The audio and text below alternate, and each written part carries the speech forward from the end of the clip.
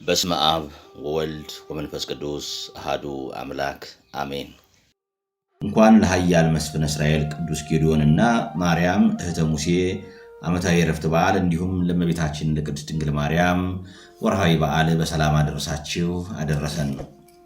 በዛሬው መርሃ ግብራችን የዕለቱን የዓመታዊ በዓልና የእመቤታችን ድርሳነ ኪዳነ ምሕረት በወርሃ ታኅሳስ የሚነበበውን እናቀርብላችኋለን። እስከ መጨረሻው አብራችሁን ሁኑ። ኃያል ጌዲዮን። እግዚአብሔር ሰማይንና ምድርን 22ቱን ስነ ፍጥረትን ፈጥሮ አዳምን ገዥ አደረገው። አክሎም በነፍስ ሕያው አድርጎ በመንፈስ ቅዱስ አክብሮ ነቢይና ካህን አድርጎ ከአንዲት ዕፅ በስተቀር በፍጥረት ሁሉ ላይ አሰለጠነው። አባታችን አዳም ግን ስህተት አግኝቶት ከገነት ወጣ፣ መከራና ፍዳም አገኘው። በኋላም ለ100 ዓመታት አልቅሶ ንስሐ ገባ። ጌታም ንስሐውን ተቀብሎ ከልጅ ልጅ ተወልጄ አድንሃለሁ የሚል ተስፋ ድህነትን ሰጠው። ስለዚህም ምክንያት ለ5500 ዓመታት ትንቢት ሲነገር፣ ሱባኤ ወደ ታች ሲቆጠር፣ ምሳሌም ሲመሰል ኖረ።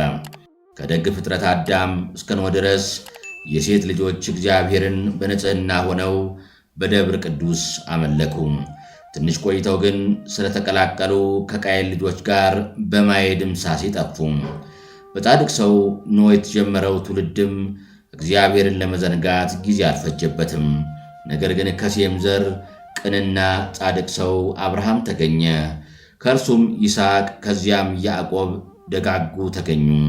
ያዕቆብም እስራኤል ተብሎ በልጆቹ ሕዝበ እግዚአብሔር የተባለ ነገድ ተመሠረተ። በተስፋይቱ ምድር በከነዓን እንዳይኖሩም ረሃብ ምድረ ግብፅ አወረዳቸው። በዚያም ለ215 ዓመታት በጭንቅ የባርነትን ሕይወትን አሳለፉ። እግዚአብሔርም ስለ ወዳጁ አብርሃም ሲል እስራኤልን አሰባቸው። የዋህና ጻድቅ ሰው ሙሴን አስነስቶ እስራኤልን ከግብፅ ባርነት አዳናቸው። ይኸውም በጸናች እጅ በበረታችም ክንድ በ9 መክሰፍት በ10ኛ ሞተ በኩር በ11ኛ ስጥመት ግብፃውያንን አጥፍቶ ነው። በየመንገዱም ጠላቶቻቸውን እየተበቀለላቸው ነው። ከዚህ ዘመን ጀምሮ እስራኤል በመሳፍንትና በካህናት የሚተዳደሩ ሆኑ። አስቀድሞ ሙሴ በመስፍና አሮን በክህነት መሯቸው። ቀጥሎም በቅዱስ ሙሴ ኢያሱ በአሮን አልዓዛር ተተኩ። እንዲህ እያለም ከኃያል ሰው ጌዲዮን ደረሱ። ይኸውም ከዓለም ፍጥረት 4151 ዓመታት በኋላ መሆኑ ነው። በጊዜው እስራኤል ጣዖትን እያመለኩ እግዚአብሔርን ስላሳዘኑት ለጠላቶቻቸው አሳልፎ ይሰጣቸው ነበር። የአካባቢው መንግሥታት እነ አሞን፣ አማሌቅ፣ ኤሎፍሊ ስንኳ ያኔ ዛሬም ቢሆን እንደምትመለከቱት ዶሮና ጥሬ ናቸው። ከክርስቶስ ልደት 1349 ዓመታት በፊትም በእስራኤል ላይ ምድያማውያን ይህች አገር የኢትዮጵያ ግዛት ነበረች ይባላል፣ በጠላትነት ተነስተውባቸው ተጨነቁ። አምላካችን እግዚአብሔርም ሊያድናቸው ወዶ መልአኩን ወደ ጌዲዮን ላከው። ቅዱስ መልአክም ወደ እርሱ ቀርቦ ኃያል የእግዚአብሔር ሰው ሲል ጠራው። ጌዲዮን ግን ባሮች ስንሆን ምን ኃይል አለን ሲል መለሰለት። መልአኩም እግዚአብሔር ካንተ ጋር ነውና ሂድ፣ እስራኤልን ከምድያም እጅ አድናቸው አለው። ጌዲዮን ምልልሱን ቀጠለ። እግዚአብሔር ከኔ ጋር መሆኑን በምን አውቃለሁ ሲል ጠየቀው። ጌዲዮን ይህንን ያለው ፈጣሪውን ተጠራጥሮት አይደለም፣ ይልቁኑ ጥበብ እግዚአብሔር ይገለጥ ዘንድና በኋለኛው ዘመን የሚፈጸመውን ምስጢረ ሥጋዌ ሊያስረዳ እንጂ። መልአኩም መስፍኑ የሰዋውን መሥዋዕት አሳረገለት። ቀጥሎም ጌዲዮን ጸምር ብዝት ጨርቅ ልዘርጋ፣ ጠል ዝናብ በጸምሩ ላይ ይውረድ፣ ዳርዳሩ ግን ይቡስ ወይም ደረቅ ይሁን አለም። በጠዋትም እንዳልሆኑ አገኘው። በጸምሩ የወረደውን ጠል ጨምቆ በመንቀል ሞልቶ ቢጠጣው ሰማያዊ ኃይል ወረደለት። ጥያቄውን አሁንም ቀጠለ። ጌታ ሆይ እንደገናም ነገሩ ይቀየርልኝ፣ ጠል በጸምሩ ላይ አይውረድ፣ ዳርዳሩ ግን ይውረድበት አለ። እንዳለውም ሆነ። ይህ ሁሉ ምሳሌ ነው። ለጊዜው ጸምር የእስራኤል ጠል የረድኤት ምድር የአሕዛብ ምሳሌ ነው። ጠል በጸምር እንጂ በምድር ላይ እንዳልወረደ ረድኤተ እግዚአብሔር ለእስራኤል እንጂ ለአሕዛብ ያለመደረጉ ምሳሌ ነው። አንድም ምሳሌውን ይለውጧል። ጠል የሚለውን ብቻ እንቀይረውና ጠል የመቅሰፍት ምሳሌ በሁለተኛው ጠል ምድር ላይ እንጂ በጸምር ላይ እንዳልወረደ መቅሰፍቱም እስራኤልን ትቶ በአሕዛብ ላይ ወርዷልና ይህ ጊዜያዊ ምስጢሩ ነው። አመናዊ ምስጢሩ ግን ወደ አዲስ ኪዳን ያመጣናል። ጸምር የእመቤታችን፣ ጠል የጌታ ምሳሌ። ጠል በጸምር እንጂ በምድር ላይ አለመውረዱ ጌታ ከድንግል ማርያም ብቻ መወለዱን ያሳያል። በሁለተኛው ምሳሌ ደግሞ ጠል የፍዳ የመርገም ምሳሌ ይሆናል። ጠል በምድር ላይ እንጂ በጸምር ላይ አለመውረዱ ድንግል ማርያም ፍዳ መርገም የሌለባት ንጽሕት መሆኗን ያሳያል። ይህ ሁሉ የተደረገለት ጌዲዮንም በወገኖቹ መካከል አዋጅ አስነግሮ 32,000 ሰራዊትን ሰበሰበ።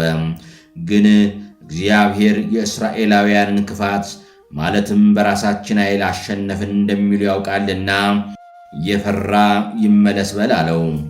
22,000 ሰራዊት ፈርቶ ተመለሰ። ምክንያቱም የምድያም ሰራዊት ከ100,000 በላይ ነበርና። አሁንም 10,000 ብዙ ነው፣ ወደ ወንዝ አውርደህ ለያቸው አለው። ጌዲዮንም ወደ ወንዝ አውርዶ ውሃ ጠጡ አላቸው። ከ10,000 300 በእጃቸው እየጠለፉ ሲጠጡ 9,700 ያህል ሰራዊት ግን ተጎንበሰው በአፋቸው ጠጡ። በዚህም ሌሎቹን የተጎነበሱትን አስመልሰ በ300 ተዋጋ ተባለ። እርሱም 300ን ተከታዮችን ይዞ መለከትና መብራት በሸክላ ይዞ በምድያም ሰራዊት አካባቢ አደረ። በዚያች ሌሊትም ጌዲዮንና ሰራዊቱ በምድያም መካከል ገብተው እንስራቸውን ሰበሩ፣ መለከቱንም ነፉ። እንደ አንበሳም ኃይልን ከእግዚአብሔር ጦርን ከጌዲዮን እያሉ ገጠሙ። በድንጋጤ የተመቱት ምድያማውያን እርስ በርሳቸው ተዋግተው በአንድ ሌሊት ብቻ 102,000 ሰራዊት አለቀባቸው። ቀሪዎቹም ወገኖቻቸው አፈሩ። እስራኤል ግን በፈጣሪያቸው ኃይል ተፈሩ። ጌዲዮንም ለ40 ዓመታት እስራኤልን አስተዳድሮ በዚህች ቀን አርፏል። መጽሐፈ መሳፍንት ምዕራፍ 6 ከቁጥር 1 እስከ 8። የኃያሉ ጌዲዮን በረከቱ ይደርብን። በዛሬው ዕለት ከምናከብራቸው ዓመታዊ በዓል መካከል ማርያም እህተ ሙሴ ትጠቀሳለች።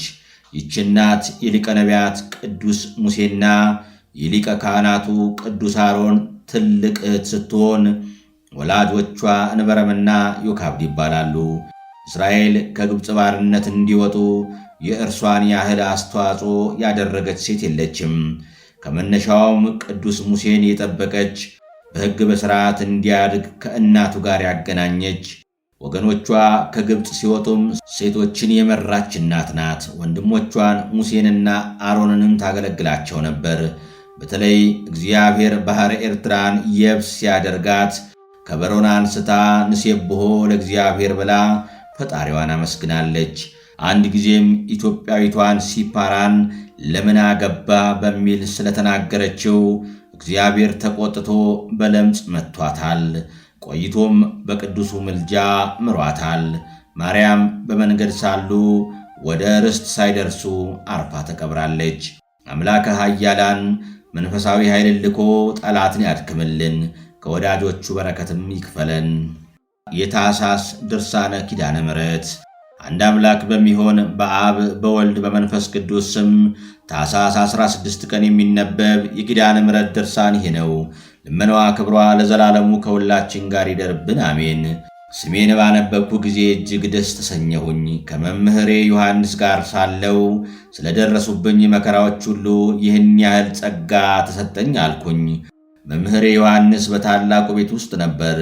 ልጄ አብሮኮሮስ ወይ በቅድስት ድንግል ማርያም መታሰቢያዋ ቀን ወደዚህች ማዕድ ትደርስ ዘንድ እነሆ ጌታችን ኢየሱስ ክርስቶስ ጠራህ አለኝ።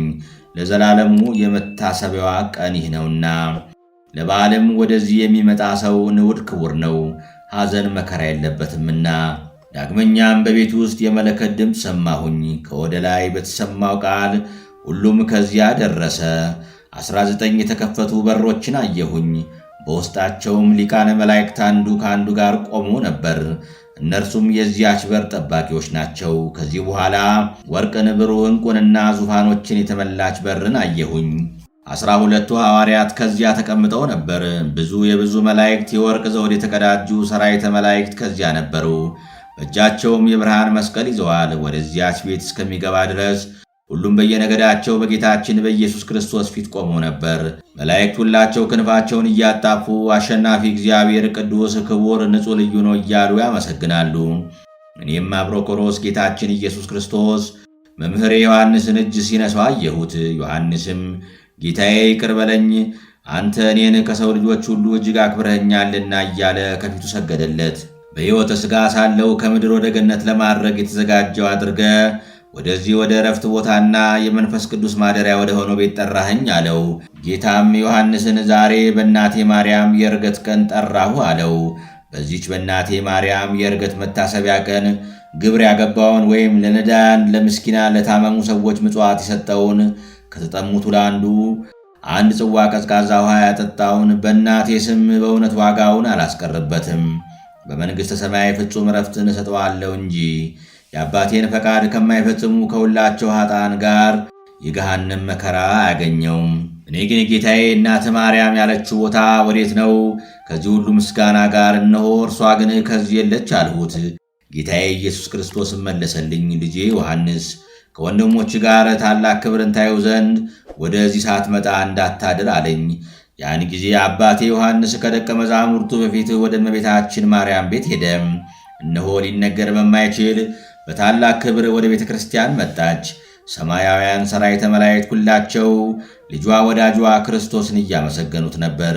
እርሷም ከ12ቱ ደቀ መዛሙርቱ ጋር ቤተ ክርስቲያን ውስጥ ተቀምጣ ሳለ እግዚአብሔር ያለ ነውር ያለ ነቀፋ የወለድሽኝ እናቴ ነይ ወደ እኔ ቅረቢ እያለ ከደቀ መዛሙርቱ ጋር ተነጋገረ።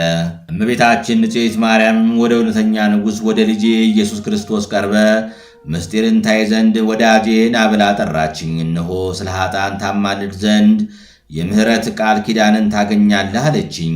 ልመናዋ ክብሯ ለዘላለሙ ከሁላችን ጋር ይደርብን፣ አሜን። ልመናዋ ክብሯ ከሁላችን ጋር ለዘላለሙ ይደርብንና የምሕረት እናት የእመቤታችን ተአምር ይህ ነው።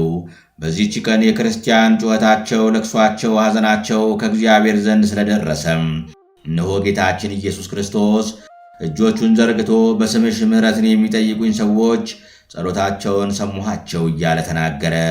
እናቴ ሆይ ወደ እኔ የመጣሽን በዚህ ዕለት እስከ ዘላለሙ ድረስ ተድላ ደስታ ይሆናል። ንጽሕት እናቴ ይልቁንም ቅዱስ ስለሆነ ዕርገትሽ በዚህች ቤተ ክርስቲያን ተድላ ደስታ ይሆናል አለም። እመቤታችንም ፈጣሪ ንጉሴ፣ ልጄ፣ ወዳጄ ቸር ከሚሆን ከአባት ማሕየዊ ከሚሆን ከመንፈስ ቅዱስ ጋር ለፍጥረት ሁሉ ምድራዊ ሀብትን ሰማያዊ ሀብትን የምታድል አንተን አለችው። ዛሬም ዘወትርም ለዘላለሙ አሜን። የእመቤታችን አማላጅነት አይለየን። አነሳስቶ ላስጀመረን አስጀምሮ ላስፈጸመን ለልዑል እግዚአብሔር ክብር ምስጋና ይሁን፣ አሜን።